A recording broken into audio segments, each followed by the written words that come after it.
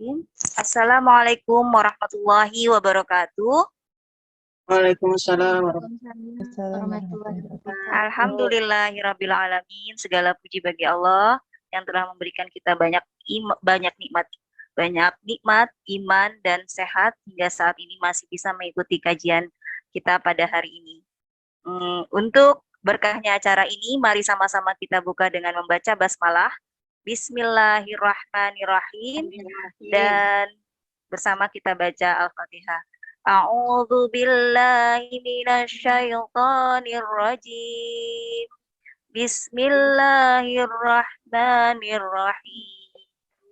Alhamdulillahi rabbil alamin. Ar-Rahmanir-Rahim. Maliki yaumiddin. Iyyaka na'budu wa iyyaka nasta'in. Ihdinas siratal mustaqim. Siratal ladzina an'amta 'alaihim ghairil maghdubi 'alaihim waladdallin. Terima kasih.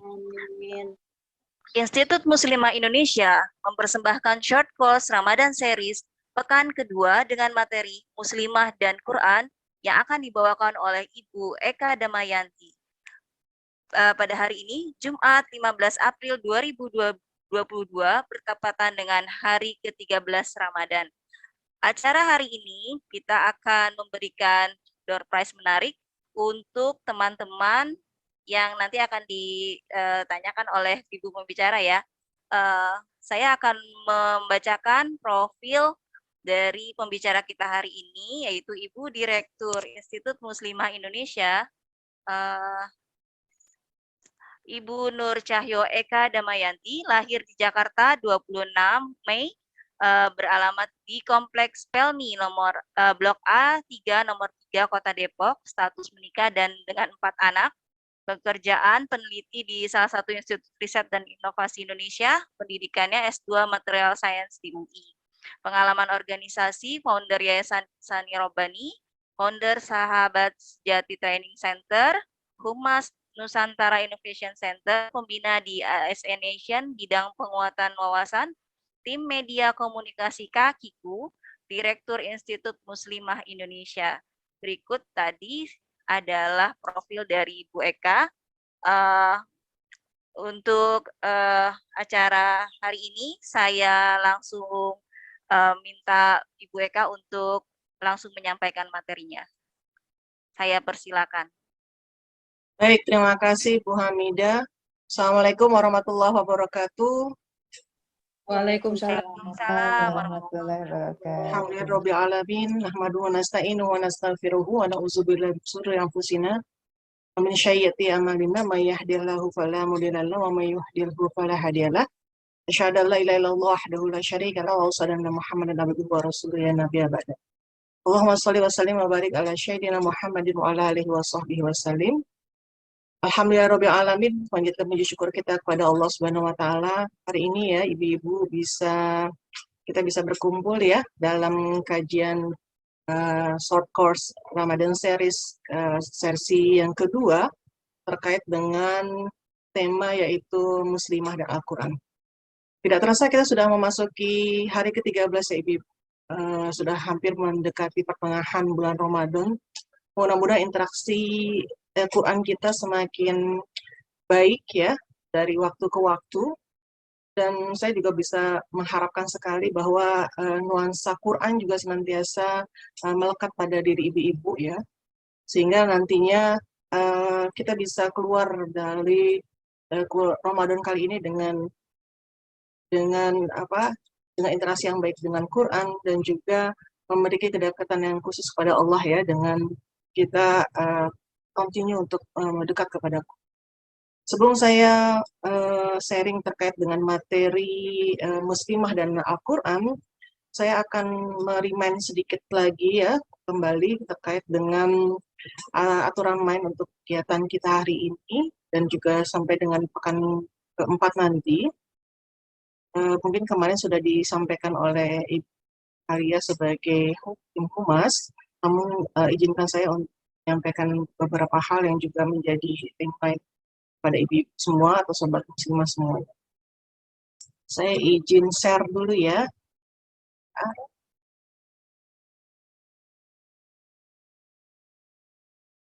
Baik, sudah tampil, sudah terlihat ya.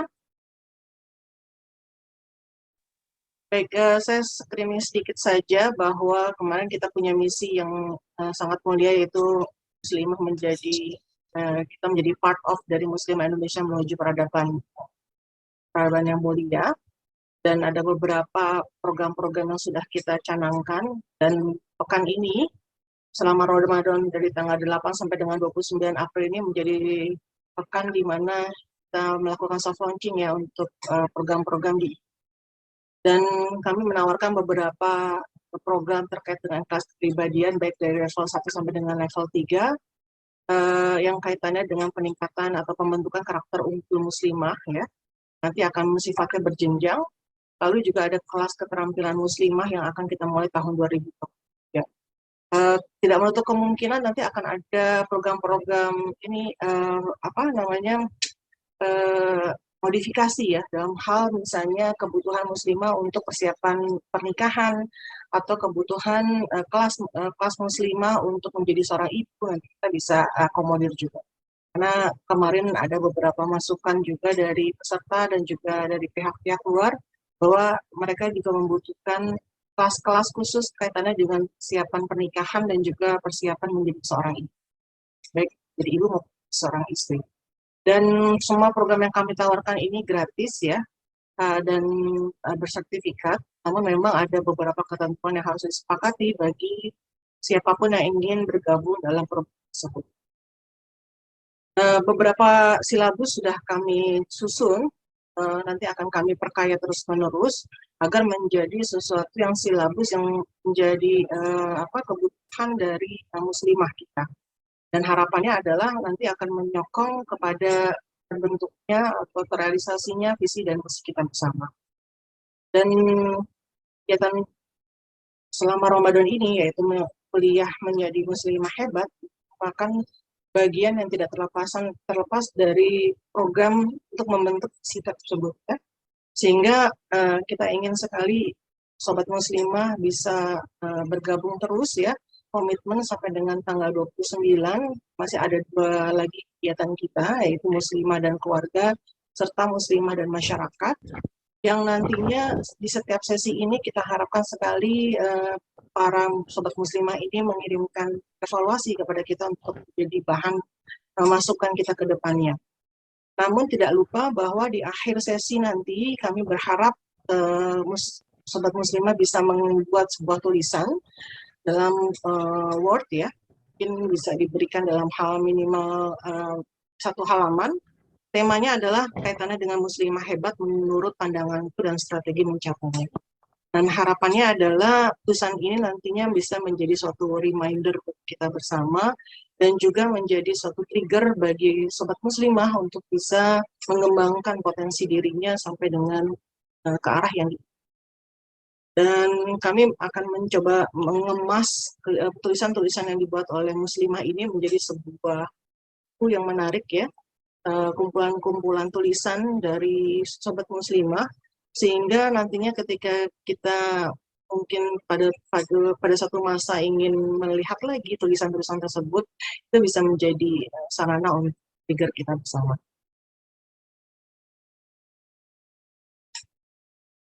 Baik.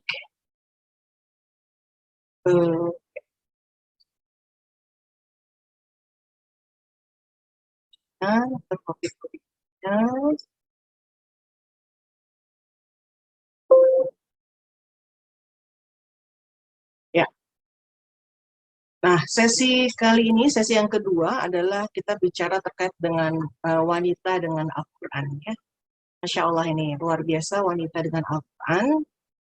Kalau kita lihat sedikit bahwa begitu Allah sangat mulia ya, memuliakan wanita, menjadi salah satu objek ciptaan Allah yang ternyata memiliki kedudukan yang sangat istimewa di hadapan Allah. Bahkan wanita ini kalau ibu-ibu lihat dalam Al-Quran ada surat khusus bicara tentang wanita ya, karena memang wanita memiliki satu keistimewaan, posisi yang sangat tinggi, kedudukan yang sangat tinggi, martabat yang sangat tinggi ya. Sehingga Allah memberikan suatu atensi khusus ya pada wanita, sehingga mensematkan dalam 30 juz Quran itu adalah surat terkait dengan wanita. Dan tidak hanya itu ternyata, selain diberikannya ayat atau surat khusus terkait dengan wanita, ternyata di beberapa ayat-ayat juga banyak menyinggung terkait dengan wanita. Bagaimana keistimewaan wanita dengan dibuktikannya banyaknya Al-Quran yang menjelaskan tentang istimewanya wanita atau makhluk Allah yang satu.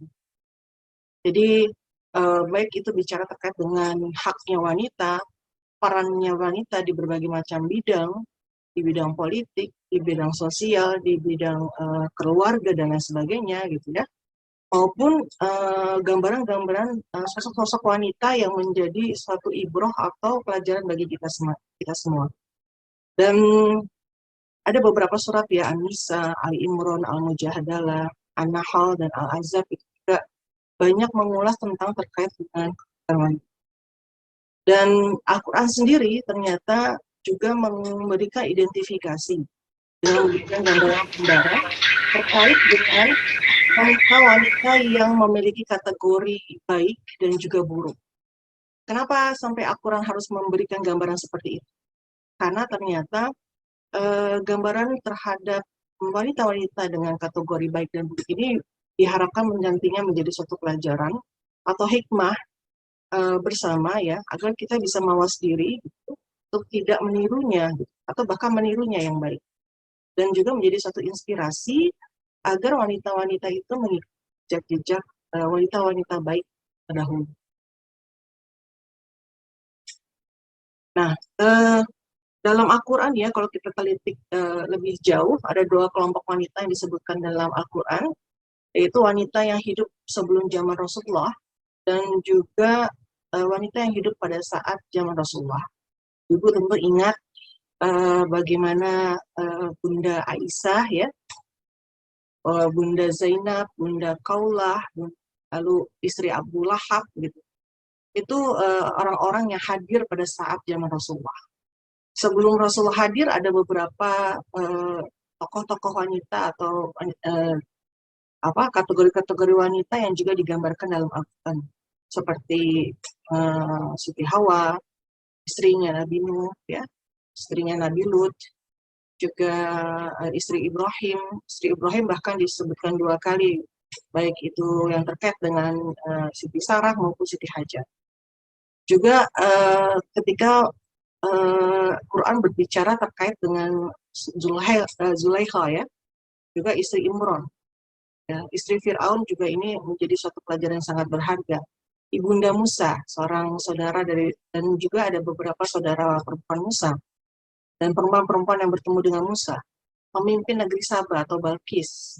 Misalnya sangat kita ingat sekali, apalagi ketika kita menceritakan ini kepada anak-anak kita ya, cerita tentang kerajaan Saba ya, dengan Ratu Balkis ya. Dan juga tentu yang sangat membekas sekali adalah bagaimana kisah Maryam Imran yang melahirkan tanpa adanya suami dengan melahirkan seorang nabi yang kabur.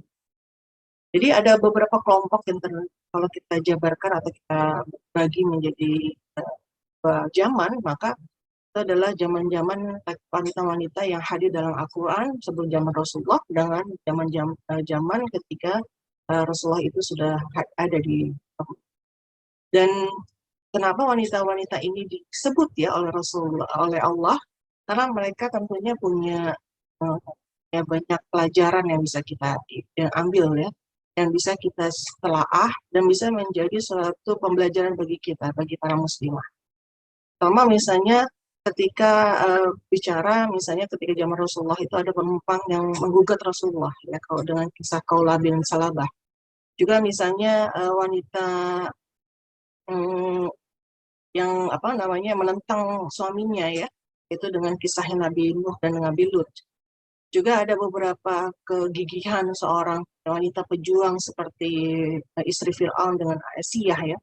Beliau mempertahankan hakikat keimanannya demi dia harus bertentangan dengan suaminya.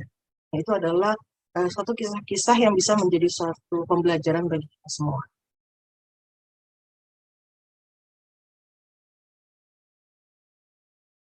Nah, kalau kita lihat lagi lebih teliti, lebih dalam lagi ya, ibu-ibu atau sobat muslimah semuanya, bahwa Islam memberikan suatu kedudukan yang sangat mulia bagi wanita. Apa saja kedudukan wanita dalam Islam? Yang pertama tentunya kedudukan wanita dalam beribadah. Dan ini tidak ada bedanya antara wanita dengan laki-laki. Tidak ada yang lebih khusus atau tidak ada yang lebih istimewa. Semua memiliki porsi yang sama di hadapan Allah. Sama-sama yang mengerjakan yang hal-hal yang positif akan mendapatkan pahala, yang memberikan efek negatif akan memberikan dapat balasan dari Allah. Dan ini sudah dijelaskan oleh Allah dalam surat Ali Imran ayat 195. Mungkin nanti bisa dibuka bersama bahwa sesungguhnya Allah, aku tidak akan menyia-nyiakan amal orang-orang yang beramal di antara kamu, baik laki-laki dan perempuan. Karena sebagian kamu adalah turunan dari sebagian yang lain. Lalu kedudukan wanita yang kedua adalah kedudukan dalam hal menuntut. Kalau tadi dalam konteks ibadah, yang kedua adalah kedudukan dalam hal menuntut ilmu. Dan ini kembali lagi bahwa tidak ada batasan, tidak ada kesulitan ya atau pembatasan terhadap wanita-wanita yang beriman. Justru Al-Quran sangat ditekankan wanita itu cerdas, wanita itu punya kelebihan dari hal ilmu. Karena apa? Karena nanti untuk melayani suami, untuk mendidik anak dengan baik membutuhkan skill ilmu yang punya. Ya. Jadi kecerdasan yang dimiliki oleh wanita pada prinsipnya adalah untuk pada keluarganya, ya, untuk bisa menopang atau membentuk suatu generasi penerusnya, sehingga menjadi generasi yang juga dekat kepada Allah. Dalam surat Al-Mujadalah dikatakan bahwa Allah akan mengangkat derajat orang-orang yang beriman di antaramu. Jadi bukan di antara hanya khusus kepada laki-laki, tapi di antaramu dan orang-orang yang diberikan ilmu beberapa derajat. Dan Allah Maha teliti apa yang kamu kerjakan. Jadi di sini sangat ditekankan bahwa jangan takut untuk senantiasa atau mengembangkan kompetensi diri seorang muslimah, karena pada prinsipnya ilmu yang dimiliki muslimah ini akan digunakan untuk didik generasi penerusnya ya, anaknya nanti. Yang ketiga adalah kedudukan wanita dalam bekerja atau karir. Nah, ini juga kita bisa melihat bagaimana Islam memberikan suatu porsi yang istimewa juga, bahwa membolehkan wanita bekerja atau berkarir, namun dengan beberapa macam catatan. Catatannya tentu yang harus kita pahami adalah wanita tidak boleh melupakan kodratnya, hakikatnya sebagai seorang wanita. Sebagai wanita yang harus melayani suami dan juga mendidik anaknya, dia harus menjaga keutuhan atau menjaga harkat martabat keluarga ya, walaupun dia dalam kondisi dia bekerja. Ya. Jadi katakan bahwa dan hendaklah kamu tetap di rumahmu dan jangan kamu berias diri bertingkah laku seperti orang-orang seperti maaf ini tidak kelihatan, bisa dilihat di bawah. Yang berikutnya adalah yang keempat, kedudukan wanita dalam harta dan warisan. Harta warisan wanita juga mendapatkan porsi yang sama dalam hal porsi besarannya, tapi wanita juga mendapatkan porsi dalam hal warisan. Ya. Dan ini ditegaskan dalam surat An-Nisa ayat 11 bahwa Allah mensyariatkan kewajiban padamu tentang pembagian warisan untuk anak. Bagian seorang anak laki-laki sama dengan bagian 2 dari anak, seperduanya dari anak perempuan.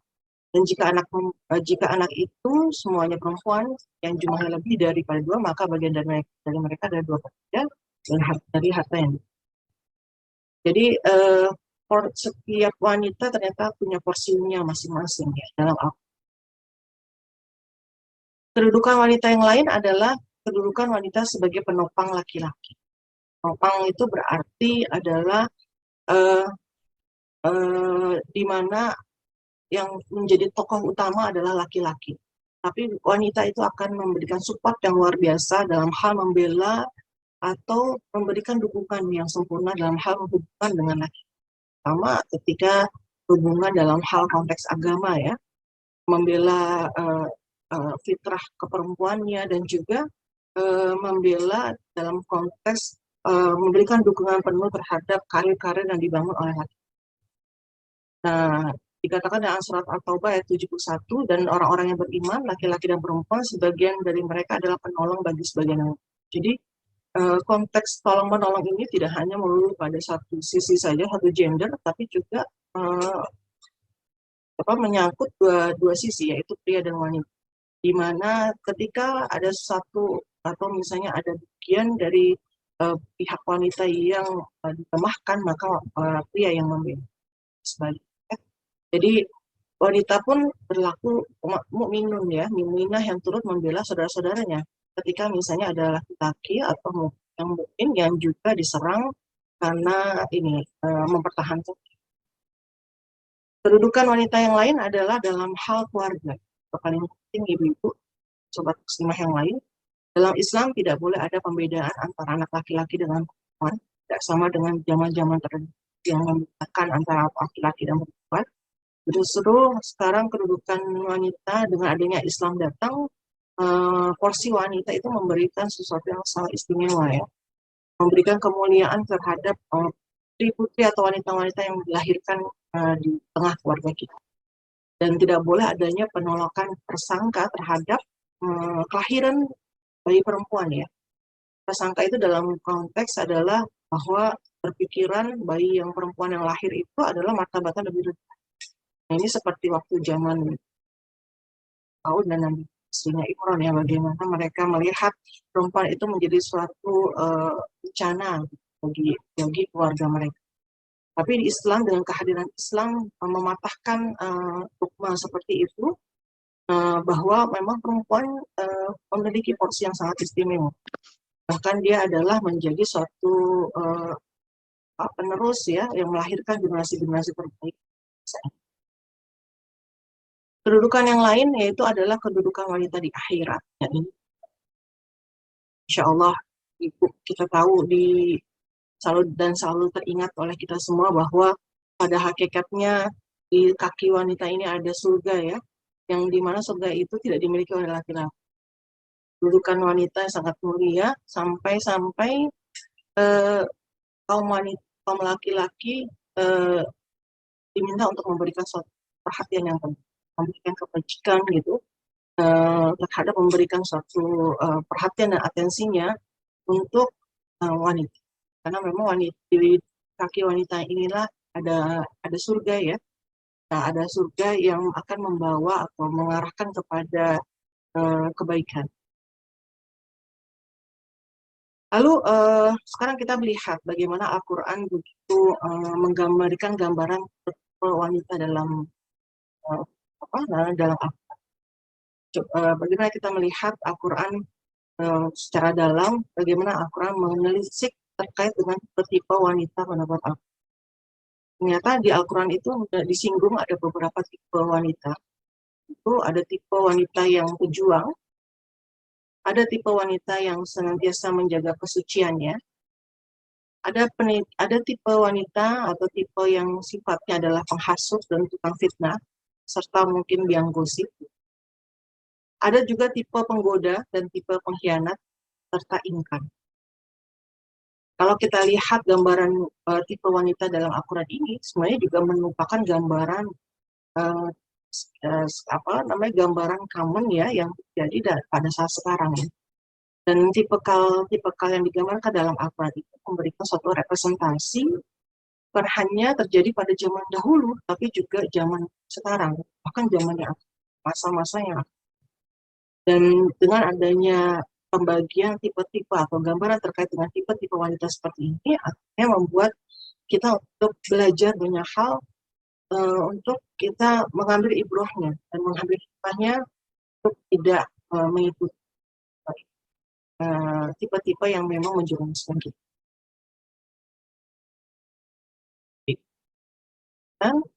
Nah, seperti apakah tipe pejuang? Wah, Masya Allah, ini gambarnya seperti ini, bukan pakai pedang dan gayanya udah gaya benar-benar pejuang ini ya, muslimah. Jadi tipe pejuang itu adalah tipe yang tentunya memiliki kepribadian yang kuat, dia berani untuk menanggung risiko apapun itu, yang utama yang terkait dengan keimanannya, dan bahkan dia juga bisa mempertahankan dalam hal konteks kehormatannya ketika kehormatan itu dilecehkan.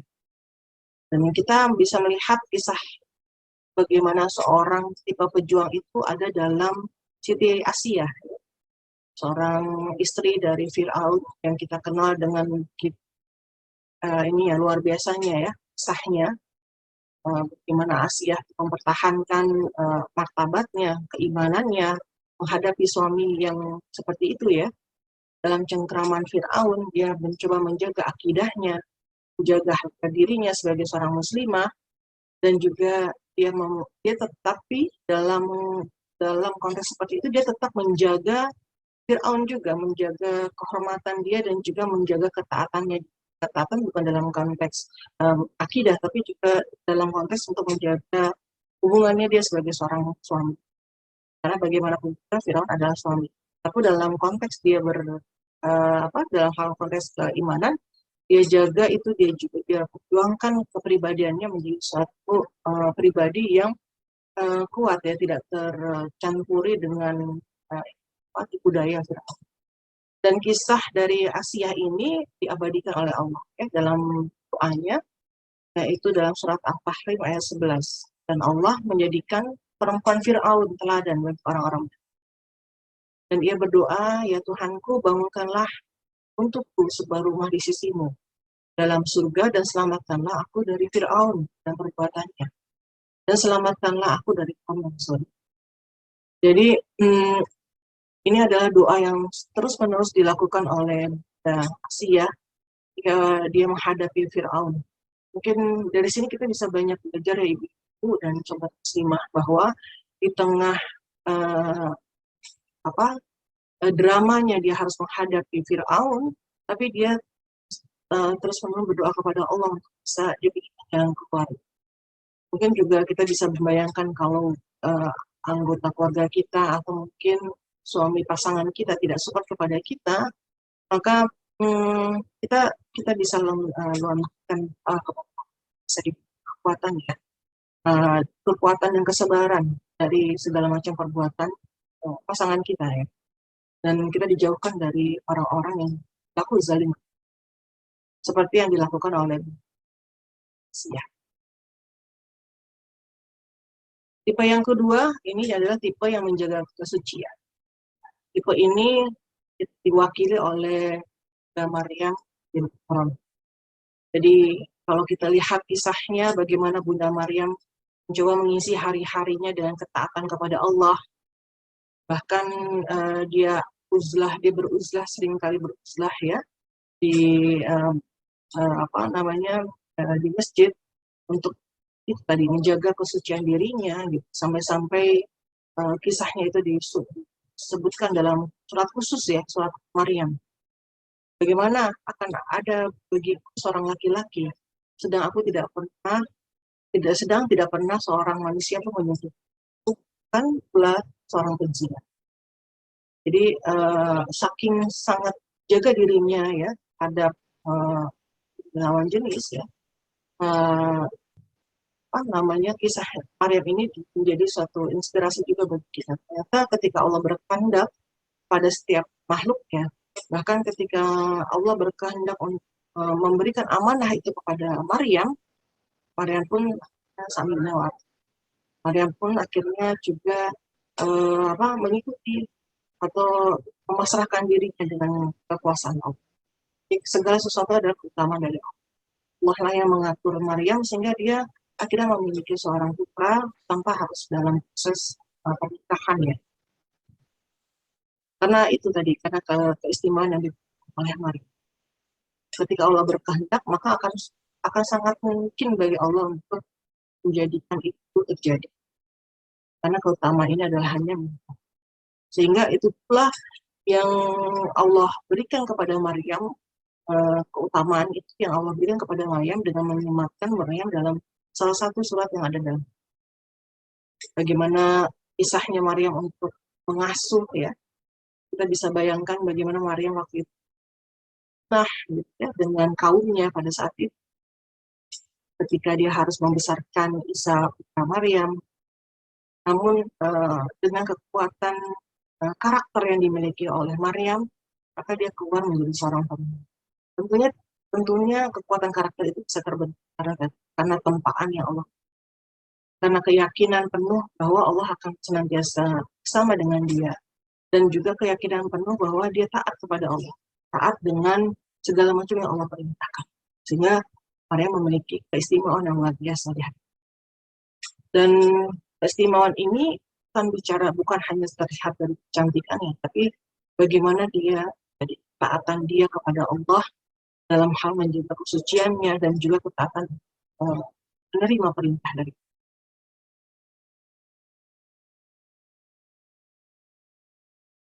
Nah, tipe yang ketiga itu adalah tipe yang seperti ini ya, tipe tukang fitnah atau biang gosip. Ini di zaman sekarang sangat sekali sangat terjadi ya, apalagi dengan media sosial yang berkembang ya. Tipe ini banyak sekali kita temui. Tipe ini sebenarnya kalau di zaman Rasulullah itu tipe yang diwakili oleh Hindun. Ya, Hindun itu adalah salah satu istri dari Abu Lahab, dan di dalam Al-Quran dijuluki sebagai pembawa kayu bakar. Kenapa dibilang pembawa kayu bakar? Karena memang senangnya adalah kayu bakar itu adalah kalau disiram oleh bensin maka dia akan mudah untuk surut. Dan ini Hindu ini emang paling senang menghasut, paling senang membuat huru hara, paling senang membuat fitnah bagi pada masyarakat pada saat. Dan kisah Hindun ini diabadikan dalam surat Al-Lahab ayat 1 sampai dengan 5. Binasalah kedua tangan Abu Lahab dan sesungguhnya ia akan dipisah. Demikian pula istrinya. Itu pembawa kayu bakar yang di lehernya ada tali dan sapu. Jadi ternyata Hindun ini bersekongkol juga dengan Abu Lahab dan bahu-membahu tentang dakwah Rasulullah. Bahkan bukan hanya sekedar menentang dakwah Rasulullah ya, tapi dia juga memberikan cerita-cerita yang tidak benar tentang Rasulullah dan juga para sahabat-sahabat Islam dan sebagainya, sehingga akhirnya menimbulkan suatu huru hara kalangan kaum muslim pada saat yang tadinya awalnya mungkin cerita-cerita biasa menjadi sangat fenomenal ya, dengan dikemas dari cerita-cerita Hindu. Dan kisah Hindun ini sebenarnya sering banget kita hadapi di sekarang ini ya, sobat muslimah. Karena media sosial begitu merajai, kalau tidak bisa memilah-milah berita, bisa terjebak pada seperti yang gampang tersulut, padahal dari sekedar tulisan. Nah, dari kisah Hindun ini harus banyak belajar bahwa ternyata perlunya, makanya Islam memperkenalkan ada cek dan dicek, perlunya kita melakukan tabayun supaya kita menghindar dari sesuatu yang tidak ada faedah. Dan karena apa? Karena dampak dari fitnah dan gosip ini bukan hanya dampaknya bagi ini aja, bagi orang yang sedang fitnah, tapi bahkan bisa juga sangat luas, ya, bahkan bisa merusak tatanan sosial, tatanan masyarakat. Nah, di sini kita bisa banyak belajar bahwa Hindun itu menjadi suatu ya, ikon dari para orang yang senantiasa mengusut. Karena memang ketidaksukaannya kita dengan ajaran Rasulullah, dengan dakwah Rasulullah, sehingga dia lakukan berbagai macam upaya untuk Rasulullah maupun dan sahabat-sahabat.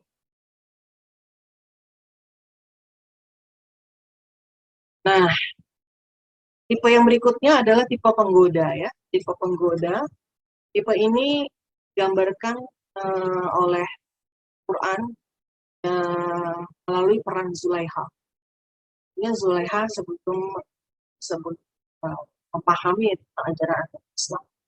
Pada saat itu Zulekha menggoda Nabi Yusuf, kita tahu ceritanya ya, pada mencoba memgoyang keimanan Nabi Yusuf ya, dan memberikan tawaran-tawaran yang sangat menggiurkan.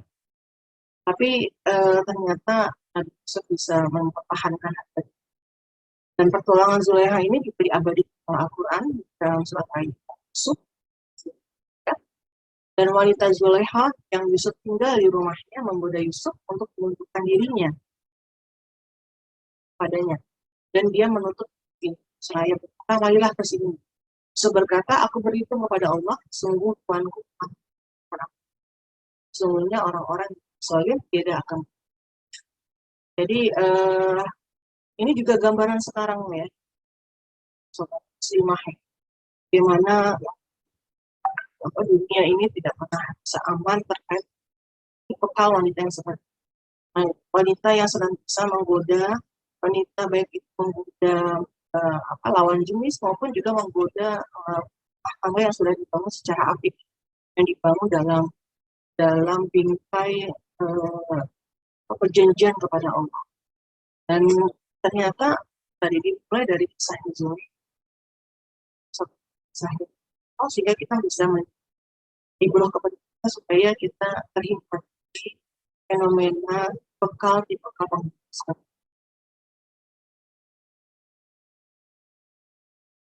Berikutnya adalah tipe pengkhianat. Nah, tipe pengkhianat ini Allah gambarkan pada kisah istri Nabi. Bagaimana suaminya yang soleh, juang untuk berdakwah, ternyata harus dikhianati oleh istrinya sendiri. Pengkhianat itu adalah ternyata berasal dari inner circle keluarga mereka. Ternyata yang penggerogot itu, yang menjadi penggerogot dari perjuangan dakwah Nabi adalah istri-istrinya sendiri. Dan ini tidak suatu kebetulan ya Allah memberikan gambaran, karena memang ini adalah sarana untuk menguji Nabi dengan ujian berupa dukungan dari keluarga terdekat. Jadi Allah memberikan ujian dengan membuat Nabi istri dari Nabi suami berbuat zalim kepada suami.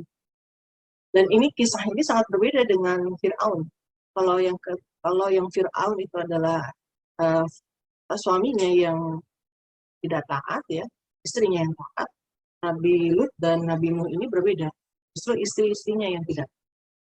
Nah, jadi Masya Allah nih, Allah memberikan kisah sekaligus yang ternyata menjadi suatu ibroh bagi bersama, di mana yang satu adalah pasangannya, sama-sama menciptakan pasangannya yang tidak sejalan, sinergis ya.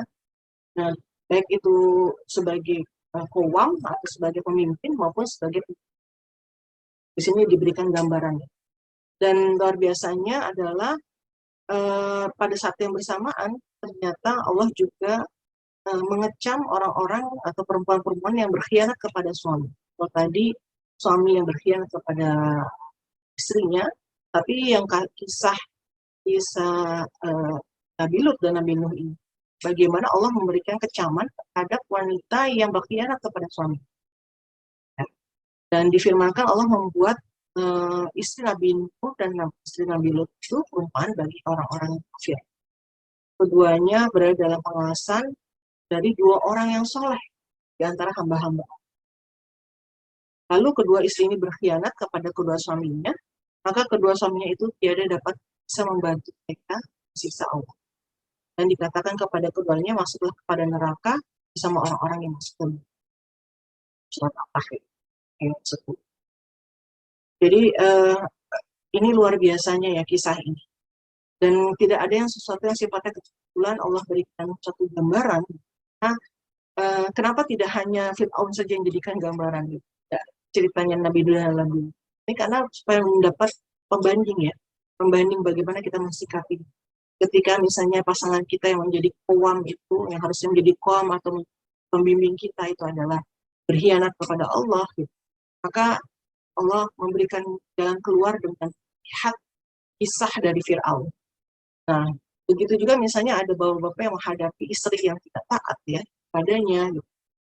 Maka dia akan lihat bagaimana sabaran Nabi Nuh dan Nabi Lut terhadap istri-istrinya sampai akhir hayat. Nah, ini mungkin sebagai penutup ya ibu-ibu bahwa ternyata kisah-kisah yang disampaikan oleh Al-Quran, kisah wanita-wanita tadi, wanita-wanita yang tipikal baik, tipikal buruk, tipikal pertengahan, gitu. Itu ternyata terjadi, sudah diberikan gambaran oleh Al-Quran sejak beribu-ribu tahun yang. Tapi karakteristik dari wanita-wanita tersebut tidak pernah hilang.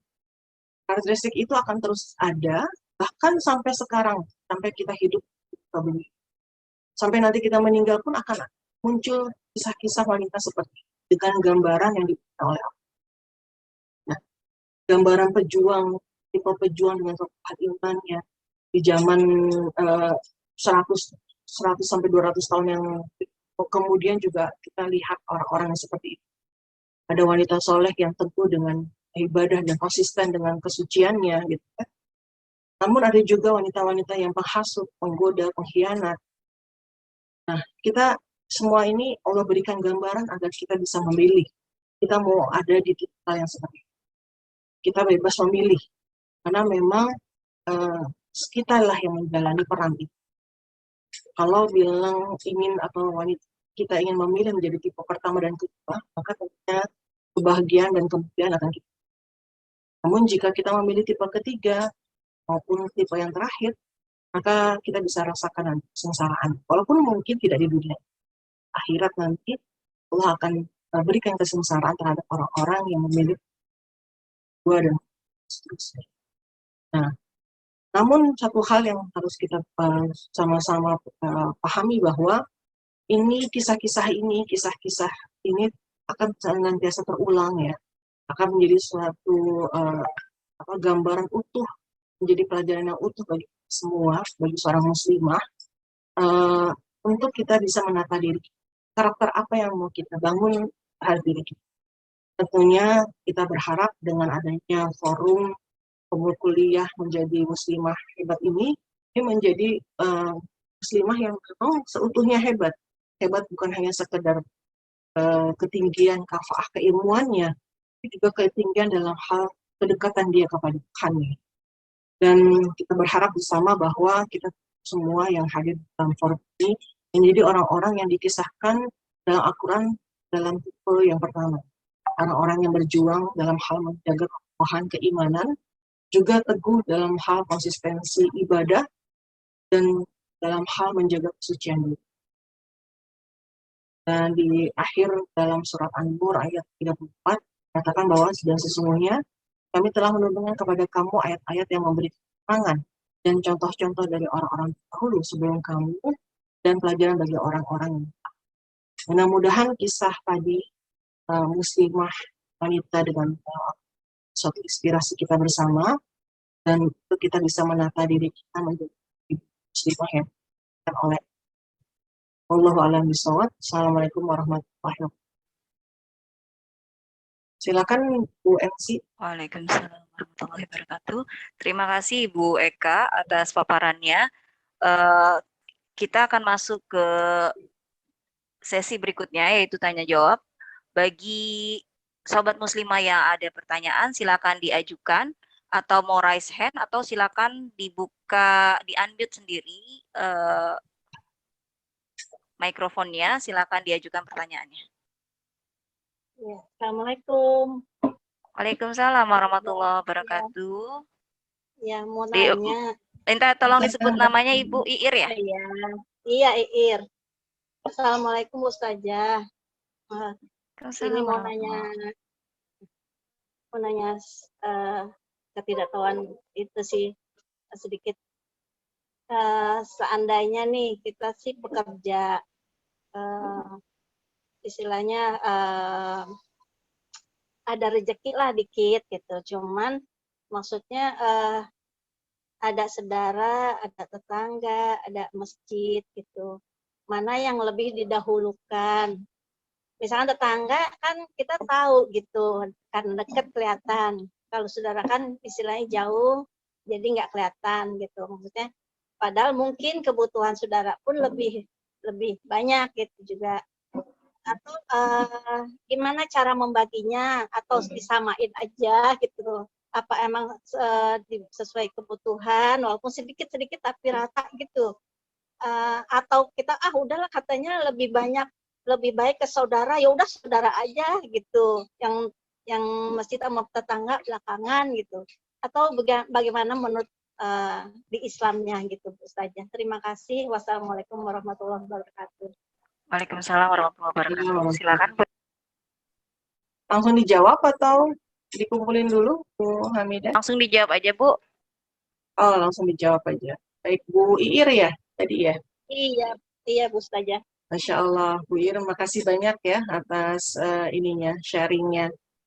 Mudah-mudahan rezekinya makin bertambah dengan banyaknya tadi ya. Amin. Banyak yang memperhatikan saudaranya.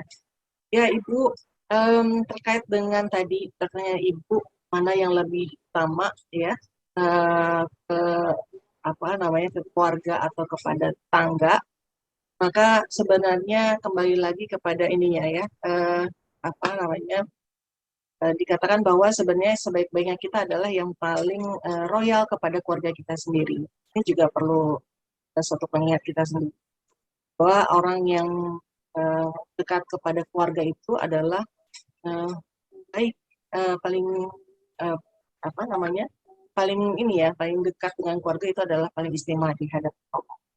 Namun dalam hal kita perlu ingat juga, kehidupan dalam hal bermasyarakat itu menjadi sesuatu yang kita perlu maintain juga ya Ibu ya, bahwa memang dalam kehidupan bermasyarakat kita juga perlu melihat bahwa itu tadi bagaimana kedekatan kita, karena memang masyarakat itu adalah saudara kita yang paling dekat ya, keluarga kita yang paling dekat ya di lingkungan kita. Sehingga memang kalau bicara porsi memberikan ya Ibu, sebenarnya tergantung memang dengan kesanggupan dan juga kebutuhan dari masing-masing ya pribadi atau objek yang kita ingin tuju. Jika memang porsinya lebih besar, kebutuhannya itu adalah kepada keluarga, maka tidak ada salahnya untuk memberi besar daripada porsi kepada tangga. Namun mudah-mudahan ya tadi dengan ikhtiar kita untuk memberikan kepada keluarga maupun kepada porsi kepada tangga, itu bisa memberikan keberkahan bagi harta yang kita miliki ya. Jadi memang tidak ada batasan khusus ya, berapa porsinya, harus berapa, harus lebih banyak atau harus lebih dikit. Sebenarnya kembali lagi kepada kebutuhan dari masing-masing masing orang ya. Namun memang ada baiknya kita lebih diutamakan kepada itu ya, keluarga kita, karena memang dialah yang akan nantinya menjadi silahnya kita atau silaturahminya kita itu adalah bagian yang tidak bisa terlepaskan dari ada hubungan tadi ya, hubungan darah kita yang tidak bisa kita lepaskan untuk menjalin ukhuwah kita semakin kuat. Tapi kembali lagi ya Bu, kita mudah-mudahan diberikan ke apa namanya, keberkahan dengan harta yang kita berikan, sehingga Ibu porsinya adalah dilihat dari itu tadi Bu, dilihat dari kesanggupan atau porsi kebutuhan dari masing-masing. Banyak dan sedikitnya mangga mungkin bisa ini ya Bu, bisa diatur oleh Ibu. Demikian Bu Iir. Oh iya, yang penting banyak dikit ikhlas ya Bu saja ya. Iya Ibu. Yang penting itu Bu. Yang penting tidak tidak diungkit-ungkit. Yang penting Ibu berikan kepada dengan porsi sesuai dengan kebutuhannya masing-masing ya. Terima kasih Bu Ustazah jawabannya. Sama-sama. Ya, terima kasih Bu Iir. Inginnya kita sih banyak dan ikhlas ya Bu ya. Berikutnya ada pertanyaan Bu Eka dari Bu Nensiana dari chat. Bu, bagaimana ya tipsnya menghindari gibah? Terkadang tidak sadar gibah itu terjadi. Iya, Masya Allah, Bu Nancy ya. Eh, Kadang kan kita terjebak oleh, oh, kok ngomongin jadi gitu ya. Jadi bergosip ya. Ya, eh, ini Bu, makanya ya muslimah harus senantiasa punya aktivitas rutin ya dengan zikir kepada Allah supaya kita dijauhkan dari itu tadi berbicara yang tidak penting ya, berbicara yang tidak penting atau bicara yang tidak berfaedah. Bagaimana caranya kalau kita terlibat dalam pembicaraan, apalagi perempuan kalau udah kesenangan ngobrol, ketemu, itu biasanya udah nyerempetnya kepada itu tadi, nyerempet akhirnya ngomong yang hal-hal yang tidak penting. Nah, kita sebenarnya punya yang paling faedah itu paling penting ya, paling paling harus kita jadikan filter adalah ketika sudah mulai menyerempet bicara orang, ibu bisa menstop gitu. Nah, sepertinya kita ganti topik, ganti topik yang lain karena memang ada bagian-bagian yang memang kita nggak tahu kenapa orang itu bersikap seperti itu. Ya, jadi mungkin kita harus melihat porsi positifnya ya, segala sesuatu dilihat dari porsi positif. Memang apalagi kalau kita berdialog itu kadang tidak ada remnya. Jadi Ibu Nancy, saya biasanya kalau kalau saya ya, kalau dalam hal eh, diskusi atau apapun yang ngobrol, maka senantiasa ingatkan, senantiasa tidak pernah lepas dari zikir kepada Allah supaya itu tadi kita terhindar dari bahaya. Karena memang kalau udah ngobrol biasanya keterusan, biasanya akhirnya terlalu kemana-mana. Jadi coba kita ini ya, batasi juga obrolan-obrolan kita menjadi obrolan yang lebih bermanfaat atau lebih berfaedah.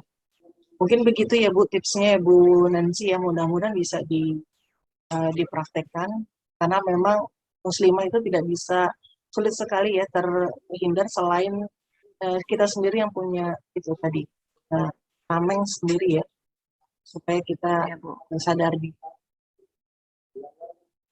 Demikian Bu. Iya, Bu. Siap.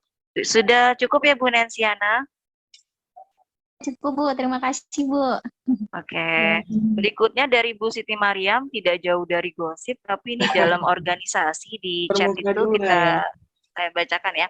Izin bertanya Ustazah, ingin menghindari dari gosip dan bermuka dua dalam sebuah organisasi atau kepengurusan. Bingung, sudah ada pada posisi hati ingin hengkang, tapi ada kepentingan sosial. Iya, iya. Ya, Silakan. Ibu Siti Maria, Masya Allah.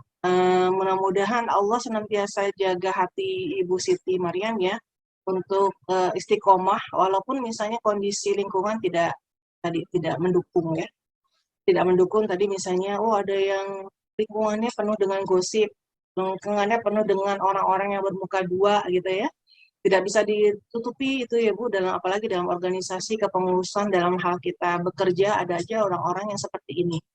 Mungkin hati kita juga udah jumut ya, udah jumut, sudah capek, lelah menghadapi lingkungan yang seperti itu, tidak kondusif. Tapi kembali lagi Ibu, mudah-mudahan dengan keistiqomahan Ibu dan juga minta kepada Allah untuk dijaga ya hati Ibu ya.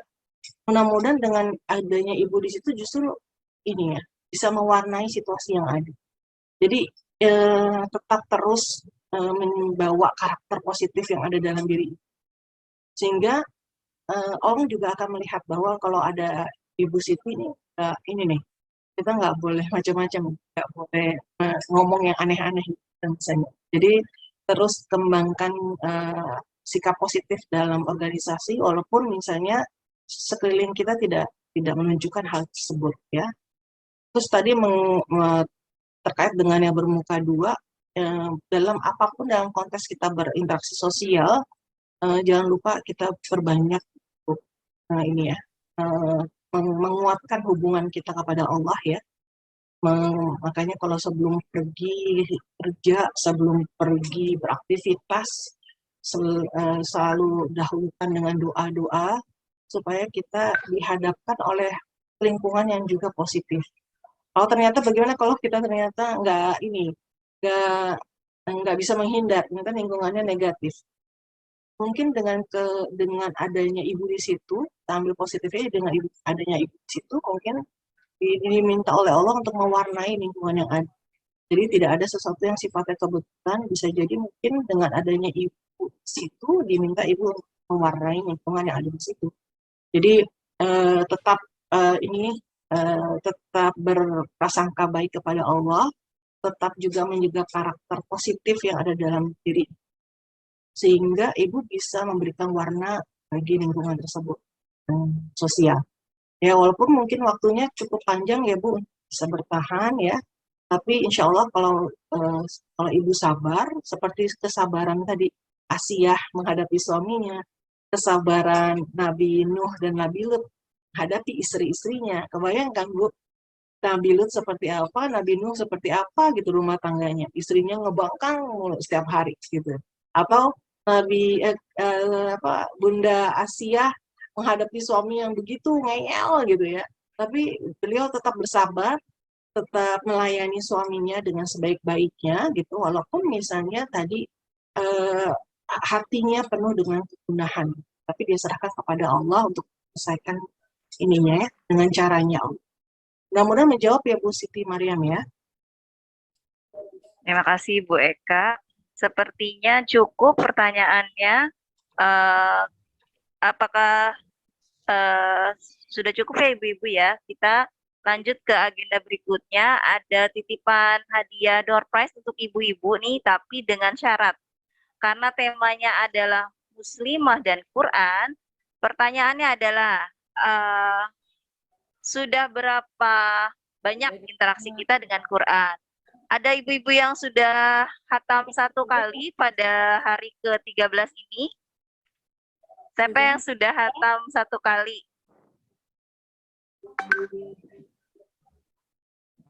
Angga Ibu, siapa yang sudah khatam? Ambil tuh di Izin, maaf. Izin, maaf Ibu Rani, izin. Maaf, saya terlewat. Sudah raise hand ya Bu Rani ya? Boleh diajukan Bu, maaf saya terlewat tadi. Silakan Bu Rani. Ya, terima kasih. Halo? Oh iya, silakan Ya. Bu Rani. Maaf ya. Suara saya kedengaran, Bu. Ya gimana? Kedengeran Suara saya Sudah terdengar. Ya, terima kasih. Assalamualaikum, Ustazah. Saya mau bertanya. Saya mau bertanya. Misal ada seorang ibu muslimah yang karena situasi dan kondisi membuat dia tidak bisa mendampingi anak-anaknya dalam pengasuhan keseharian dan kayak kayak jadi long distance mom gitu loh ya.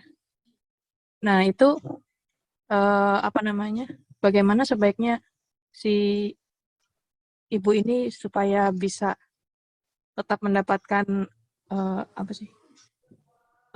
amalan pahala itu dari mendidik anak begitu. Ya, Masya Allah Bu, sobat ini ya, Muslimah Bu Rani ya. Pertanyaannya luar biasa. Bagaimana caranya mempertahankan itu ya, fungsi seorang ibu walaupun kondisinya LDR dengan buah hatinya ya. Ya, itu tidak bisa dipungkiri ya Ibu, kalau mungkin saja kita menghadapi satu fenomena cobaan kehidupan yang dimana memaksa kita, baik itu cobaan yang memang jaraknya singkat gitu, atau mungkin sangat panjang ya, yang akhirnya menuntut kita untuk berjauhan kepada anak kita. Baik itu misalnya anak kita ada yang mau sekolah di luar negeri misalnya, ya. Bagaimana caranya bisa memastikan anak kita itu tetap baik, tetap sholatnya masih tetap oke, tilawahnya masih berjalan gitu. Lalu atau mungkin yang nggak pergi ke luar negeri deh, atau mungkin lewat kota gitu, berjauhan dengan kita yang sedang saat ini bekerja. Maka pertama yang harus Ibu pegang adalah kita berprasangka baik kepada Allah ya. Berprasangka baik kepada Allah dan berdoa kepada Allah minta diberikan kekuatan. Berikan kekuatan untuk bisa menjalani proses ini. Karena memang Allah kan yang menciptakan ini. Ciptakan situasi seperti ini juga. Allah yang menciptakan ya. Ciptakan suasana seperti ini juga Allah yang ciptakan. Jadi minta Allah untuk selesaikan dengan caranya. Itu yang pertama, tetap berprasangka baik kepada Allah. Terus yang kedua, terus melakukan doa yang tidak putus kepada kepada keluarga kita ya, minta doa kepada Allah untuk anak-anak kita senantiasa dijaga dalam iman dan Islamnya. Karena sebenarnya prasangka itu, walaupun berjauhan dengan anak, itu pasti akan nyampe, akan punya sinyal tersendiri kepada anak. Begitu juga ada apa-apa dengan anak, pasti juga akan nyampe kepada ibu. Jadi makanya ketenangan seorang ibu, kedewasaan sebagai seorang ibu, maka akan tertransfer, akan punya elektromagnetik juga kepada anak. Jadi kita harus juga menanamkan karakter yang positif ya sebagai seorang ibu, supaya anak-anak kita juga terjaga dari segala macam yang kayak kita. Terus yang ketiga, alhamdulillah sekarang sudah ada media ini ya, Ibu, ada media dimudahkan dengan telekomunikasi yang sangat luar biasa. Saya pikir, masya Allah hari gini pasti nggak ada yang nggak punya HP gitu ya. Nggak ada yang nggak punya HP. Ibu-ibu masih bisa mengkontrol anak-anaknya walaupun misalnya harus berjauhan ya. Mengontrolnya gimana? Tidak lepas saya punya waktu khusus untuk anak dengan mengecek bagaimana harian ibadahnya, lalu juga mengecek bagaimana sholatnya, tilawahnya dan lain sebagainya, bagaimana sekolahnya, dan jangan lupa bertanya kepada anak bagaimana harimu hari ini, senyaman apa kondisinya, agar anak tidak hanya ditanya oleh hal-hal yang sifatnya seperti itu, target-target itu ya, tapi juga anak tuh dipahami juga apa yang dirasakan oleh anak. Tanyakan juga bagaimana hari ini nyaman nggak, ada masalah nggak di rumah atau di sekolah gitu yang dihadapi. Jadi mudah-mudahan tadi walaupun kondisi yang berjauhan kepada anak tetap bisa optimal ya Bu Rani ya. Tapi yang paling penting adalah Ibu tadi ya, menguatkan hubungan kepada Allah. Siapa yang menguatkan hubungan kepada Allah, maka akan Allah kuatkan juga hubungan. Jadi kita berdoa pada Allah juga agar anak-anak kita diberkati, ya, walaupun berjauhan jaraknya, dengan caranya Allah, ya, dengan caranya Allah melindungi anak-anak. Semoga bisa membantu ya jawabannya, Tani. Silakan. Terima kasih, Bu. Ibu. Ya. Mudah-mudahan bisa. Ya, Bu. Terima kasih banyak ya. Iya, Ibu. Terima kasih. Ini peserta baru ada satu yang menuliskan. Jadi kalau belum tilawah 1 juz, mungkin bisa ditulis sudah berapa tilawah 1 juz, sorry. Hataman 1 juz, 1 kali hatam, mungkin Ibu bisa ada yang menuliskan berapa juz sudah dibaca sampai dengan hari ke-13. Tadi, Bu Juju 13, Bu Nancy 13. Yang lain boleh juga dituliskan? Sudah berapa juz? Jadi kita pilih 2 yang terbanyak ya Ibu. Nanti akan kita kirimkan hadiahnya. Masya Allah, ini ada Bu Siti Mariam juz 20. 20, ya, Masya Allah. Masya Allah Ibu, terima kasih. Oke, ada lagi? Sudah cukup? Mari, kalau sudah cukup, mari kita sama-sama tutup kajian ini dengan membaca hamdalah. Alhamdulillahirabbil alamin. Jangan lupa juga mengisi presensi ya Ibu. Mari sama-sama kita baca doa khotmil Quran. Bismillahirrahmanirrahim. Allahumma rahamna bil Quran waj'al lana imaman wa nura wa hudaw wa rahmah. Allahumma zakirna minhu ma nasina wa 'allimna minhu ma jahilna warzuqna tilawatahu ana al-laili wa atrafan nahar waj'alhu lana hujjatan ya Rabbal Alamin. Terima kasih Sobat Muslimah semua. Mari kita tutup dengan baca doa kafaratul majelis. Subhanakallahumma wa bihamdika asyhadu an la ilaha illa anta astaghfiruka wa atubu ilaik. Mohon maaf lahir batin. Wassalamualaikum warahmatullahi wabarakatuh. Waalaikumsalam. Nanti dihubungi ya yang dapat door prize ya. Diinformasikan di grup. Oke, makasih banyak. Terima kasih.